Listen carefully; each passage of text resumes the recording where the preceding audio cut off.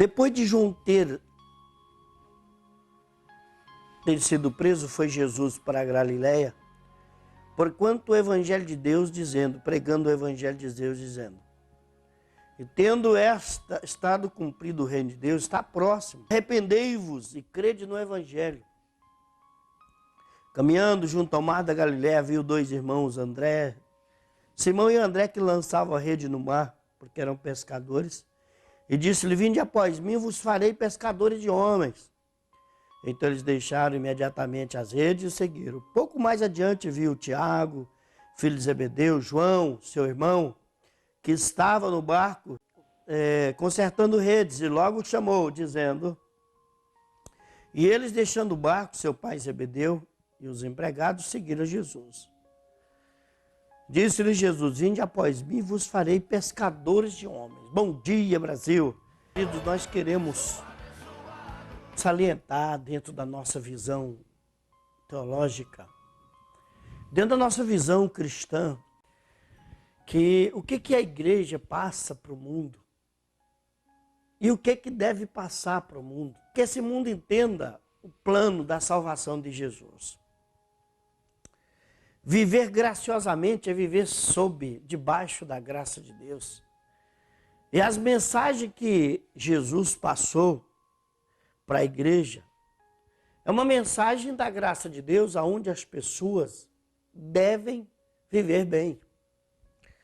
Muitas pessoas pensam que a igreja impõe um sentimento de culpa muito grande e por isso não vão nem na igreja ver o que se passa lá. Eles estão de cá, falando de lá, sem saber, sem o mínimo conhecimento do que envolve a pregação do reino de Deus.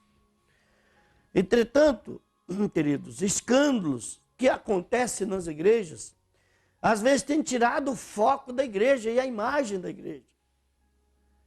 Às vezes, 1, 2, 3 escândalos que acontecem dentro das igrejas, as pessoas perdem o foco da graça de Deus, condenando fulano e beltrano e esquecendo de que ele já está condenado.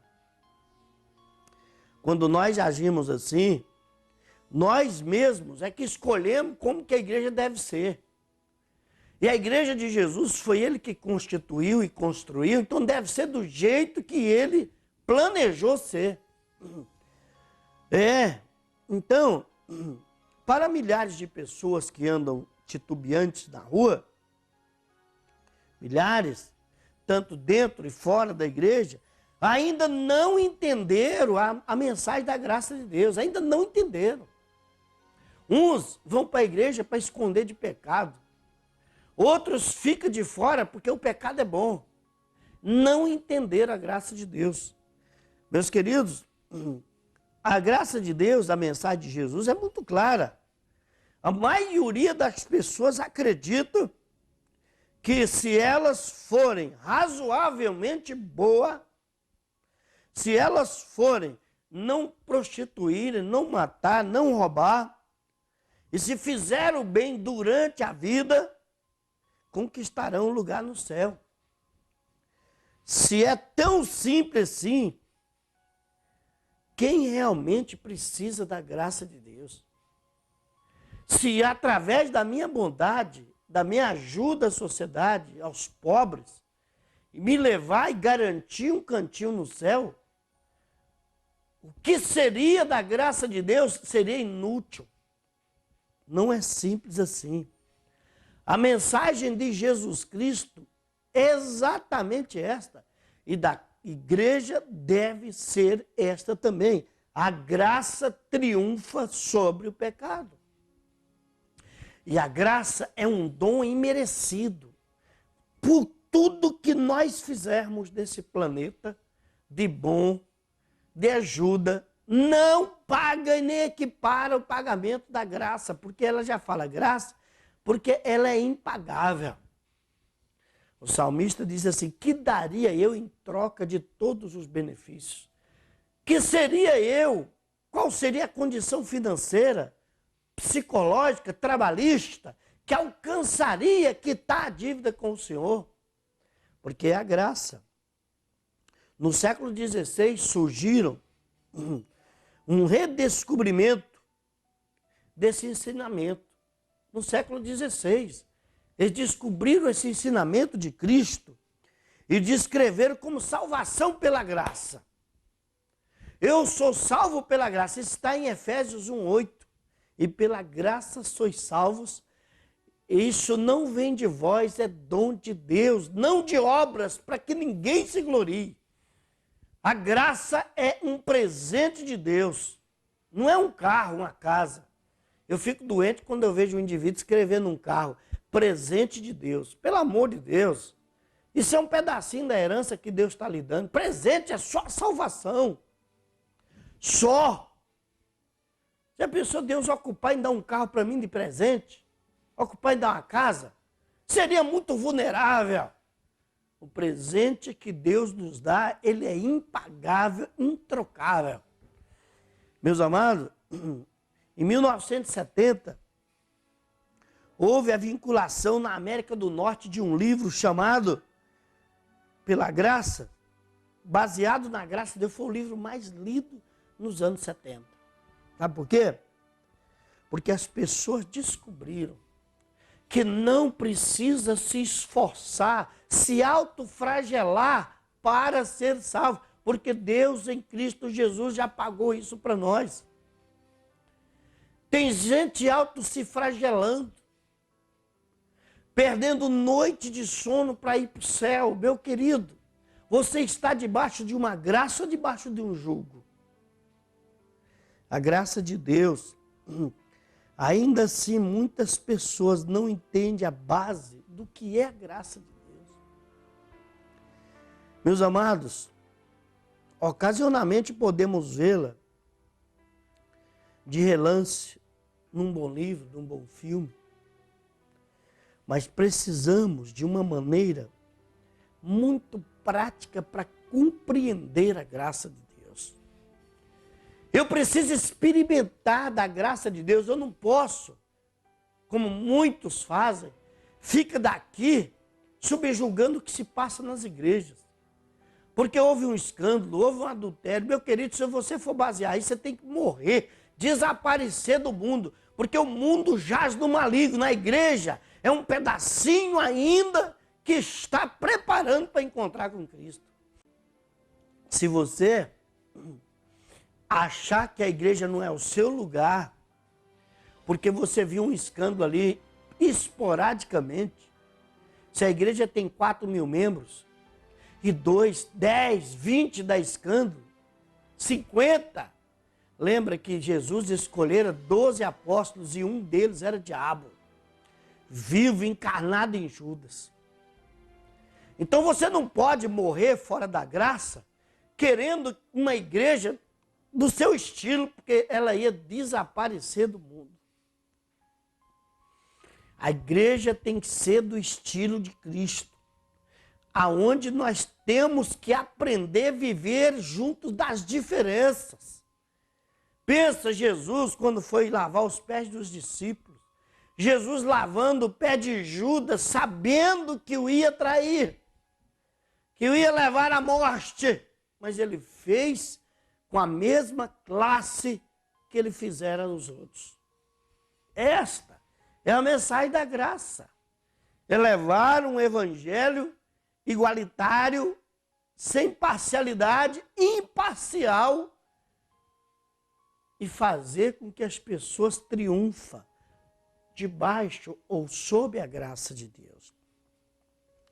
Como experimentar a graça oferecida por Jesus? Pastor, como eu devo experimentar dessa graça? A minha vida é um flagelo. Já pensei em suicidar, me matar, beber veneno, sumir no mundo, largar a esposa, largar marido, largar filhos, largar a esposa. Meu querido, onde você for, você vai carregar o problema. Experimentar a graça. Como ajudar os nossos amigos a compreender a mensagem de Jesus? Como? Vivendo na prática esta graça. É buscando primeiro para mim. É passo a passo, paulatinamente conhecendo Jesus. Eu não conheço Jesus de uma vez.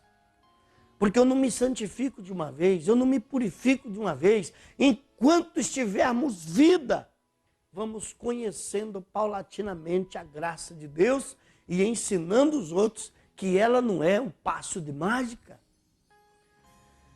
A graça de Deus, para mim conhecê-la, eu preciso passar provações e tentações para vê-lo, superá-la pela graça, pela fé, no amor que eu tenho em Jesus. A graça só explica para os outros na atitude, não com palavras. É muito lindo você falar, serve a Deus, Deus resolve os problemas, Deus cura, mas você está enfermo, você está doente. Deus resolve os seus problemas e porque você tem tanto problema. Então eu preciso entender que através da graça, mesmo dentro do problema, eu sei superá-los.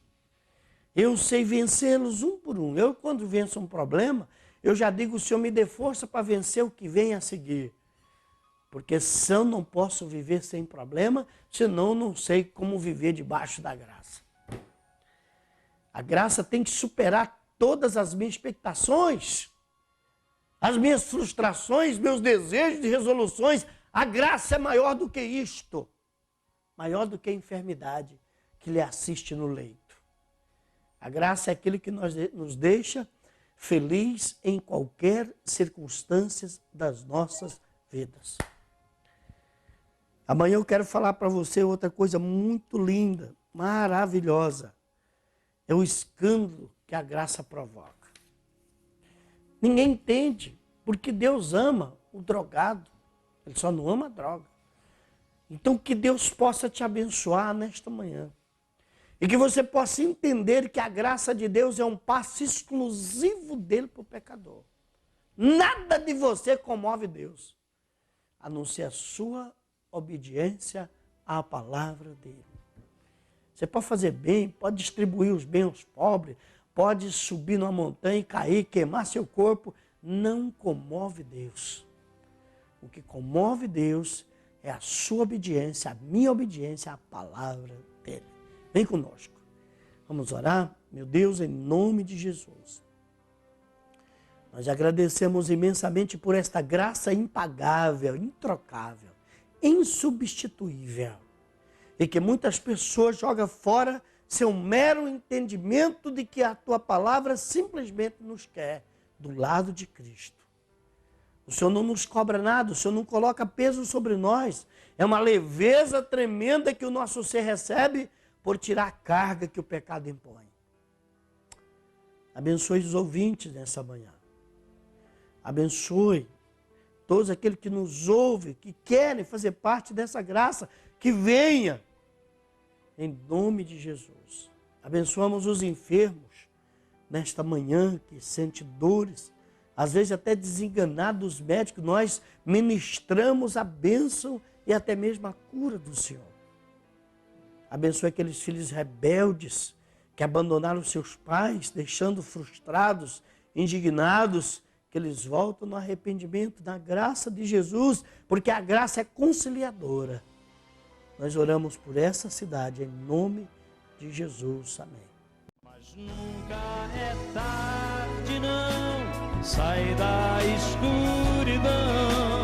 Há novo dia, nova manhã. A mesma casa tem portas abertas.